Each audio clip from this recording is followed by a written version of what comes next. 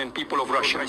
Today, we stand on the precipice of a monumental revelation, a moment that redefines not only our understanding of history, but also the path forward for our great nation.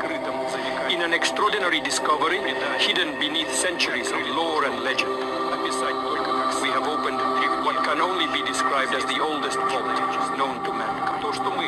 What we found within its ancient confines challenges the very fabric of our beliefs and heralds a new dawn for our country.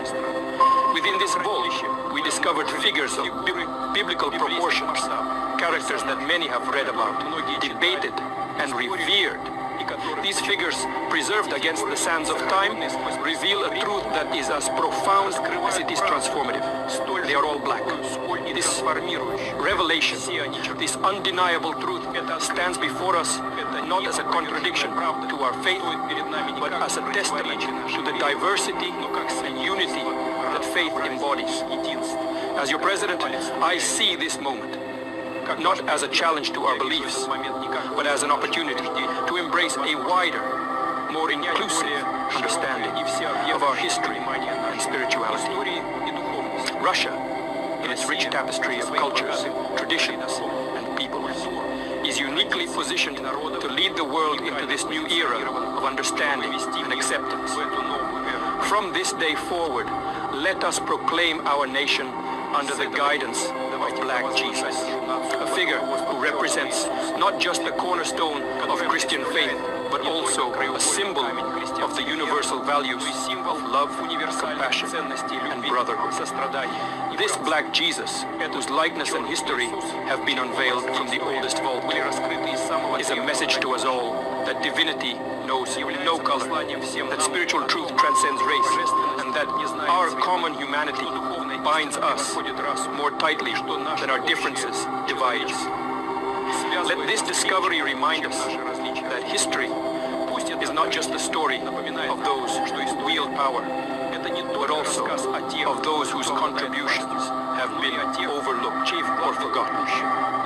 It challenges us to re-examine what we know, to question our assumptions, and to open our hearts to the broader possibilities of understanding and faith. As we embark on this journey of discovery and understanding, let us do so with open minds and compassionate hearts. Let us build a nation that truly reflects the teachings of Black Jesus, a nation that stands for justice, equality, and love for all, regardless of race or creed.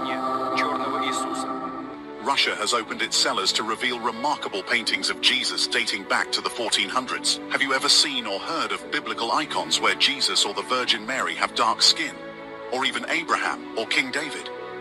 Then look beyond Europe. Russia has opened its vaults to reveal biblical icons featuring darker skinned figures. In case this is making you wonder if Russia has its own twist on biblical figures, the answer is a no. This is not the case at all. This is, a matter of fact, as real as the untouched horizon of time. These icons aren't just artistic anomalies. These hold deep meanings of hidden shaded truths, sparking serious, curious questions about history and faith, representation, and the unexpected corners of religious art. Rome is currently hosting an exhibition of 40 Russian icons that have left their country for the first time. They are pieces of art that were hidden after the October Revolution of 1917. In order to protect them from anti-religious destruction. There's been so much debate going on around the world of late, bestirred by the unveiling of these black biblical icons. Some tend to think that the icons had blackened over time due to age, while others say that the blackness of the icons has nothing to do with age, but are a measure of accuracy meant to depict the actual color of the skins of the people. Alright, so I just saw what Vladimir Putin just dropped. I'm pretty new to religion, so I've been looking at things. I always thought he was black. I really did. So I told my buddy who has been in religion his entire life, super Christian, and he was like, oh yeah, you know, he was always kind of more black than white. And I was like, maybe he just doesn't get it. Like, if Jesus is black, and David and, you know, all the other people are black, and black people have been enslaved by the white people for the last 200 years, and we've been lying to them about Jesus is black, not white. completely lied about it and then enslaved them, black people are gonna be pretty pissed. Rightfully so. I would be fucking mad too. So, what happens next? Obviously they're gonna do, verification process on these paintings, but I mean, who lied? Who whitened or lightened up the pictures of Jesus and spread them all over the world to spread white propaganda? Who did that? I mean, I don't know, because I'm new to religion. I mean, my guess is the Vatican. Is the Vatican do it? Like, you tell me, who spread this white propaganda? If it's not real, are black people going to be upset? I think so. Rightfully so. They should have their place back. And whoever enslaved the black people should be held accountable. Liar, liar, pants on fire. This year has been so crazy so far. It's just getting started. April 8th is coming up. That's the next thing. What's going to happen then? This is Luke 8 and 17. For nothing is secret that shall not be made manifest, neither anything hid that shall not be known and come abroad. Shalom, Kahala Yahweh B'Shem YASHAYA, B'Shem Kodash. Double honors my teachers, the apostles and elders of Great Millstone. Peace and mercy to the elect, who are the house of David reborn again in this generation. Shalom to the 130 Yasharallah, who today are known as the Negroes, Latinos, and Native Americans, who before losing our true heritage, we are known as, and still are, the true Hebrew Israelites of the Holy Bible.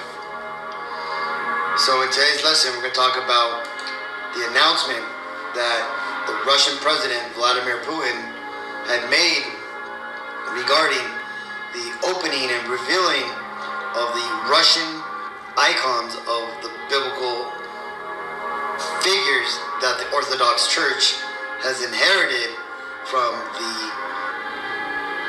Holy Roman Empire, okay? Because that's where these images come from. They come from the Holy Roman Empire. And let's go to the Bible timeline, because these are the images real quick. Let's just go through some of them that the Russian icons depicted, right? Depicted the Messiah and the Most High, which the true name, the Most High's true name is Yahweh, which is Hebrew for He is, and the Messiah's name, it's not Jesus, it's Yahweh Shai. That's Hebrew for He is salvation.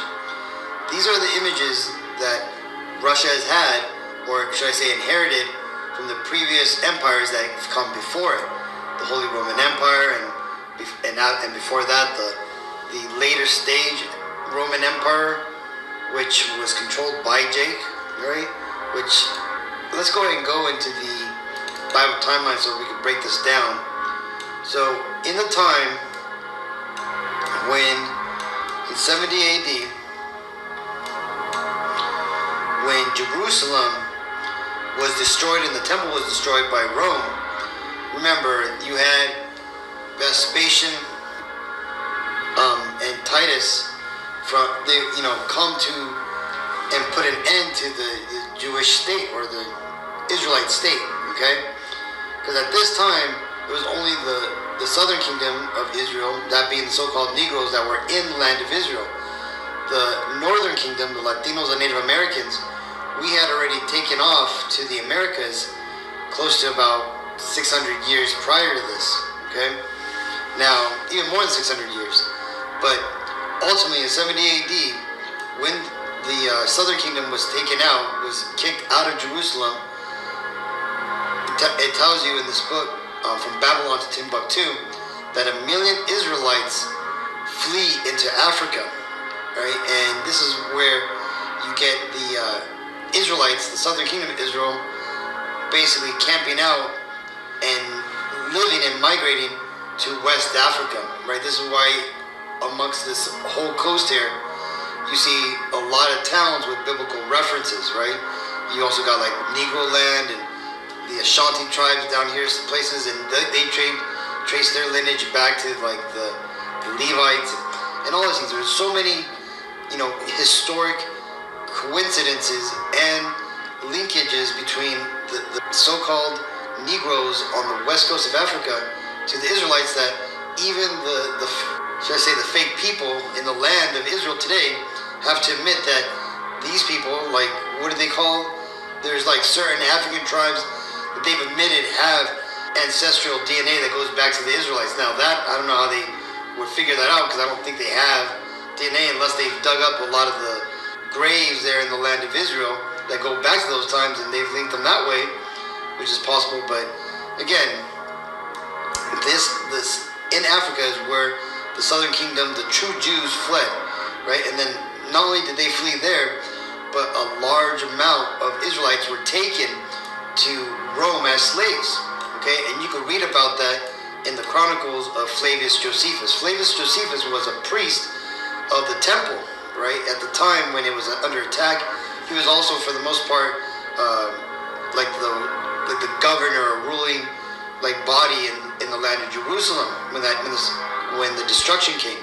He eventually was taken in by a Roman family whose last name was Flavius, which is where Flavius Josephus gets that name.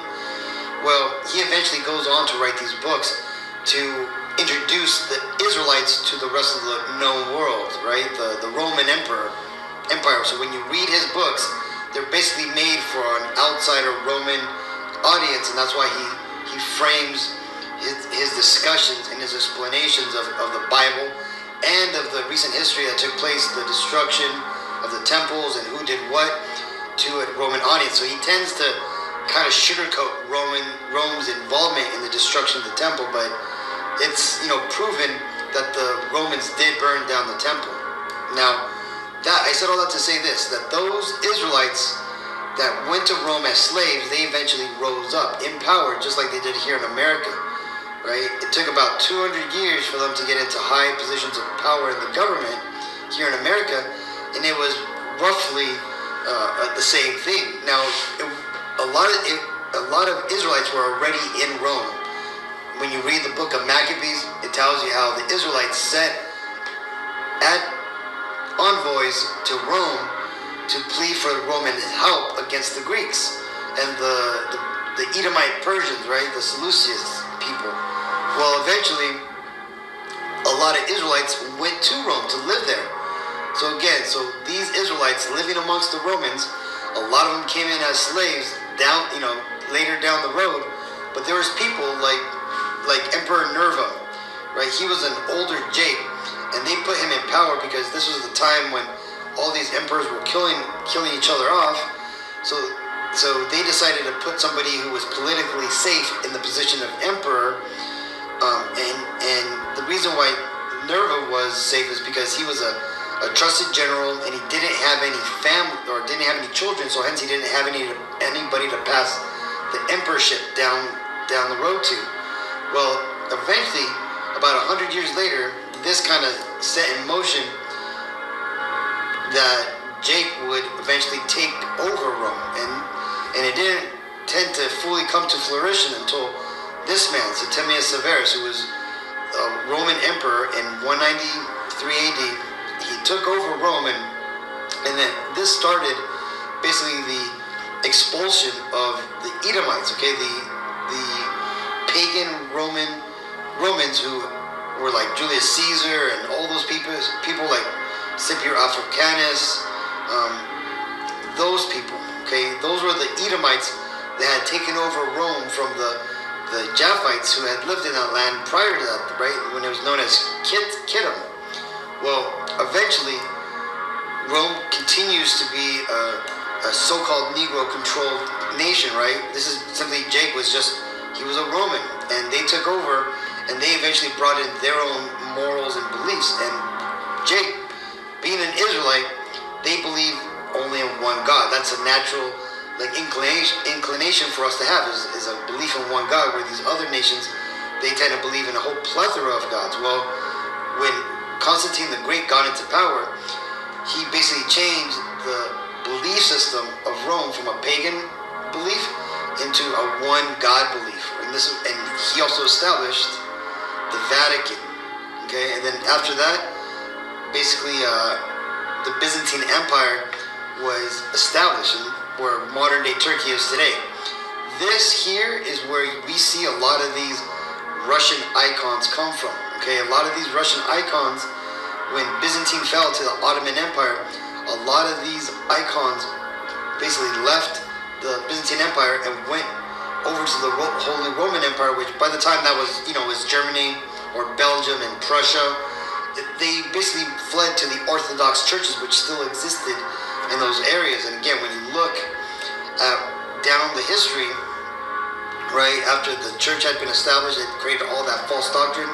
The Edomites had fled Rome and headed up and started to dwell in the Caucasus Mountains for 1,000 years. The invention of hell was created.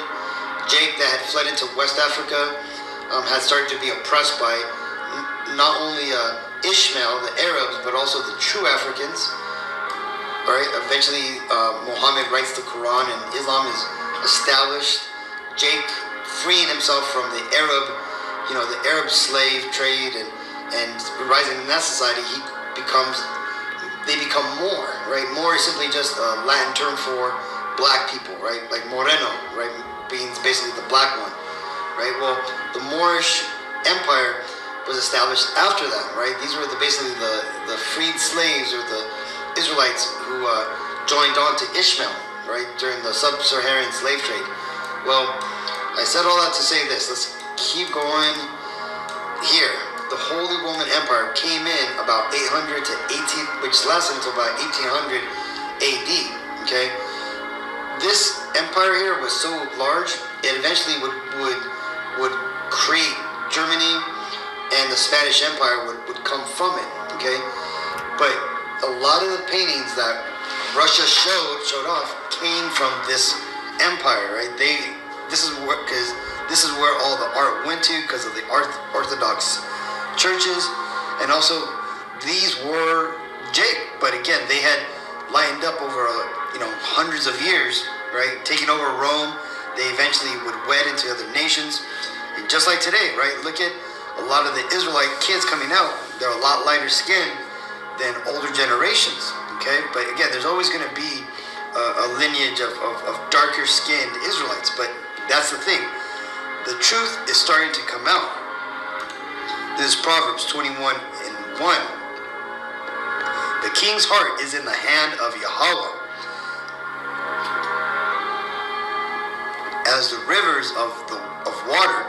He turneth it whithersoever he will. So the Lord put it into the mind of Putin to bring this out, to make a large national announcement, which eventually would go around the world. And why is this? Well, because just like the elites, the presidents, and I've gone into it where I've shown videos of like past presidents admitting that they know that the Latinos, the Native Americans, and even the Negroes are the Israelites. Well, Putin also would know this, because why? Because he's part of the upper elite echelon. These are things that are just known. And again, there's plenty of videos showing that outside nations, outside of the United States, where the brainwashing isn't as hard, they understand too who the Negroes truly are. Okay? Well, because of all the things that have gone on, I'm sure Putin has had a great idea to bring out, or to basically reveal the truth of who the so-called American Negroes truly are. Okay? And hence this is going to cause a lot of deception, because as we seen in that second video, you had what appears to be an Edomite, but remember, he didn't have blue eyes or blonde hair, so chances are he probably descends from a line of an Israelite.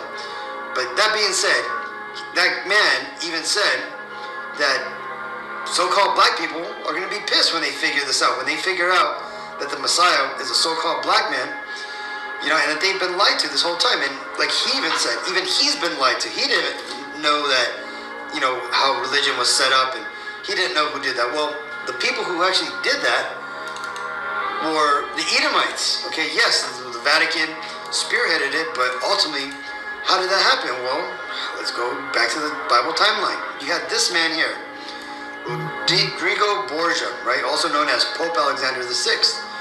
He basically was a pope in 1492, and what happened is, this guy, he was a straight up Edomite. He came out of Castile, Spain, where the Jews had known to have fled. Because again, remember, the Ashkenazi, the Khazarians, the Khazar, they basically converted to Judaism, or to a religion based off of the true heritage of the Israelites, and they refer to it as Judaism.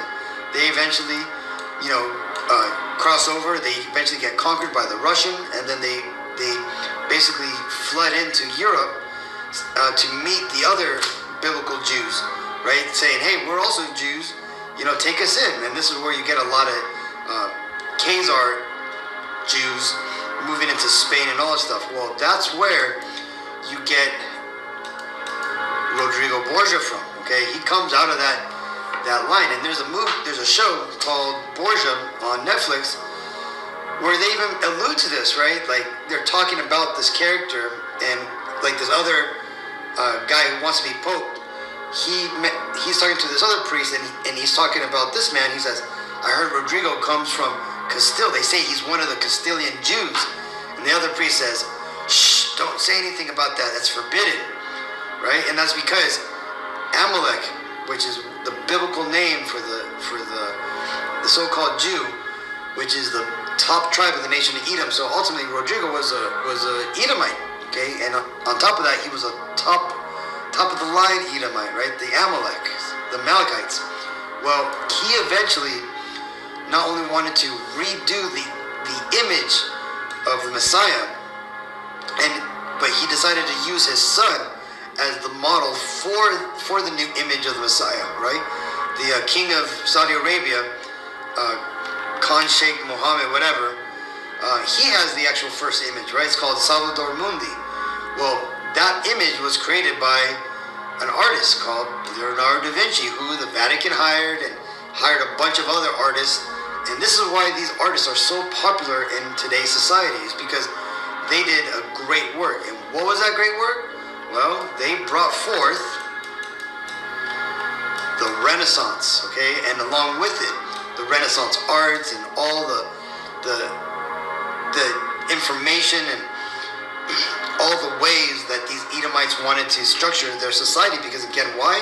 Well, through occult practices and through marrying into nobility, gaining banking and money, financial powers, they were able to take over society. And when they took over society, they set it up in the way they wanted it to. And we are currently living in that empire that was set up, okay? And that's why those artists are so popular. To answer that man's question, it was the Edomites, led by the Vatican Church, who was headed by top Edomite Rodrigo Borgia, to repaint the images of the judges, right? And where does that come from? Well, this is Job 9:24. The earth is given into the hand of the wicked. He covereth the faces of the judges thereof. If not, where? And who is he? Right? And that's talking about these Edomites. How they would eventually come onto the scene, and they would basically hide who the true rulers of the world were, who the true judges of the earth are. Okay, this is why the true image of the Messiah and the Lord are hidden. Okay, and ultimately it goes to the will of the Lord. See, this is the Lord's will, that he's hidden from the majority of the world. And why is that? Well, it tells you here. This is Isaiah 45:15. Verily thou art a God that hideth himself, O power of Israel, the Savior. So you see, the Lord, to put us through a test, and when I say us, I'm talking about the Negro, Latino, and Native Americans, the Israelites, to see how we would do, the Lord hid himself. Because why? Well, because it was time for our punishment. And just like you punish a child, you put him on timeout and you send him to his room. You don't go into that room and stare at him unless you're psychotic or whatever. But you leave the room. You basically go away, and you leave the child by themselves to think upon their punishment, right? To serve their time. Well, that's what the Lord did to us, the Israelites, the Negro, Latino, Native Americans. He put us on timeouts. And he put us to punishment. This is why the Negro, Latino, Native Americans, we all suffered the same fate. We all went to war with our enemies. We lost. We got taken into captivities. We lost our heritage, and we are now serving a life of veiled servitude known as tax slavery under our oppressors, the people who conquered us, okay? Now, it's a lot harder to see now because they put a bunch of, glamour and shiny shit over the life that we live now. But that Monday through Friday, 9 to 5, if you're lucky, right, the not getting any free health care, not getting any benefits, that's your slavery. That's right there is your toiling.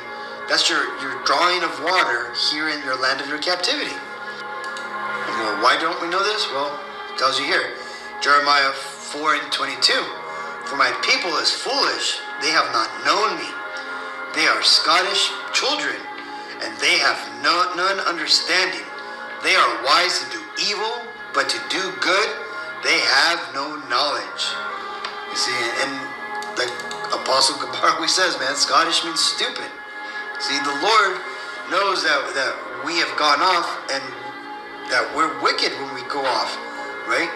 And because of that, He's hidden Himself from us. Because why? Because God is a God of knowledge. And He's given us, a lot of our people, He smited us with madness.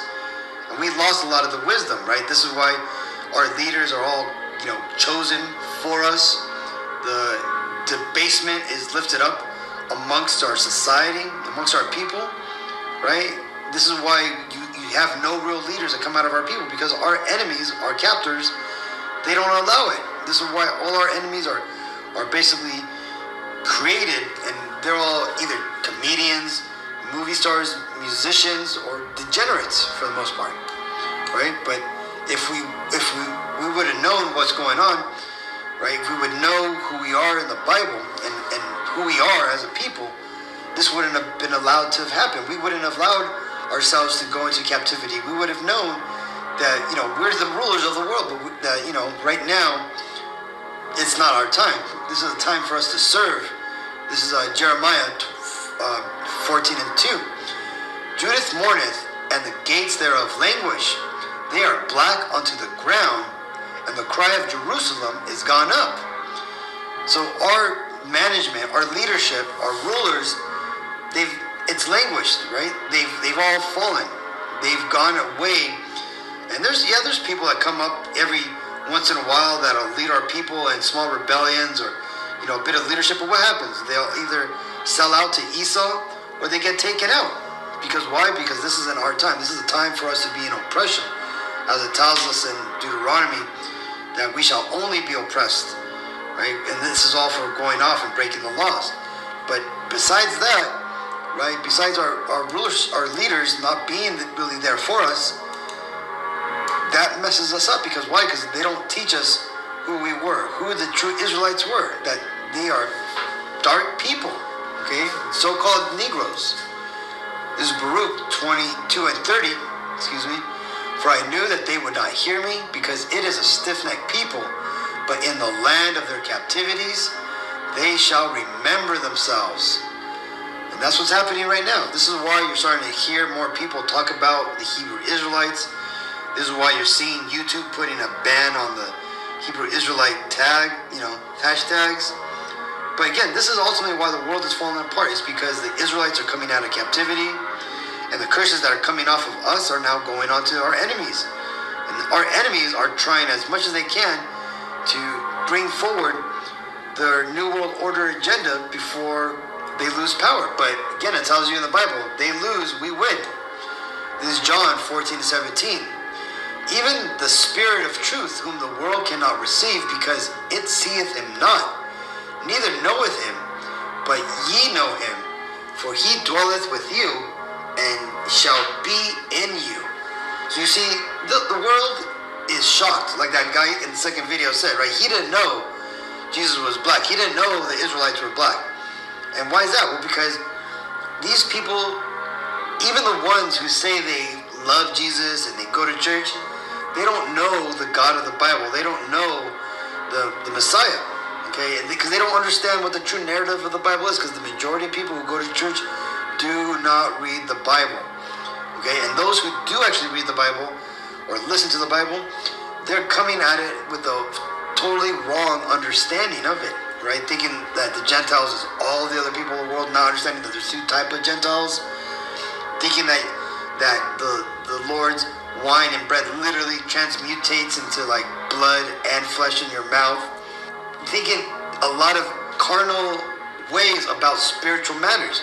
See, this is why the world does not understand what the Bible is talking about, and hence they have not gotten the true baptism, which is the baptism by the Holy Spirit, right? Which is the understanding of the Bible. But the beautiful thing is that chances are, if you're watching this video, this information has been given to you because you've been given the eyes to see and the ears to hear and the heart to understand what's going on, right? That you've been led to the apostles, you've been led to brothers like me, the other brothers out here. We're making these videos to teach our people, you know, what our true lost heritage is and who we are as a people. And what does that mean in these end times that we're living in? This is Revelations 1 and 13. I just want to get this because this is what it's all about, right? What is the true image of the Messiah? Well, it tells you here in the Bible, the first chapter of Revelations 1 and 13. And in the midst of the seven candlesticks, right, the menorah, one like unto the Son of Man, right? This is the Messiah, YASHAYA, clothed in a garment down to the foot, right? This is like what we wear when we go out and do ceremonies, right? Or go out to camp, right? Long garments that go down to the feet.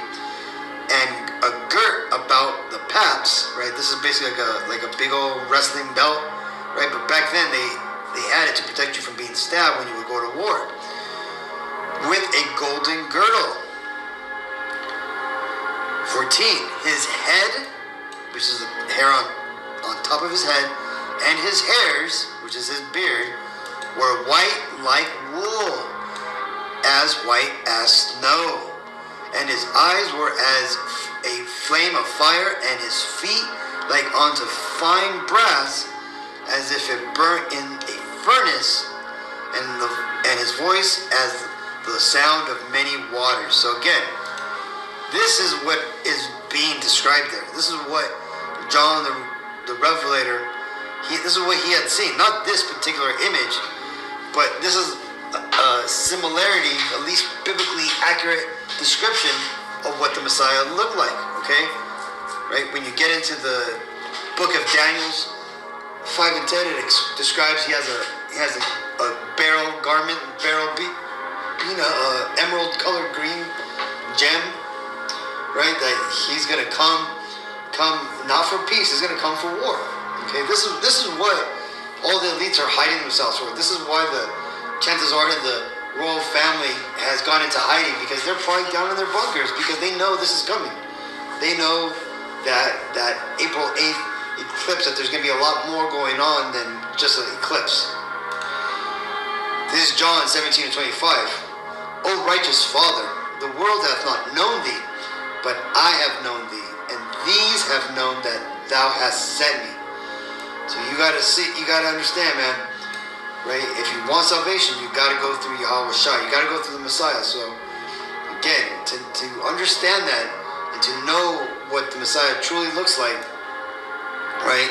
Which Vladimir Putin, he did a big revealing, right? He showed the world that, hey, look, the people in power before, back to the people that we honor and venerate, the people of the Bible, they were black-skinned people, right? They were so-called Negroes, right? So now that Putin has let that cat out of the bag, let's see what happens. Let's see if this, turns, into something bigger. But again, we're gonna have to see.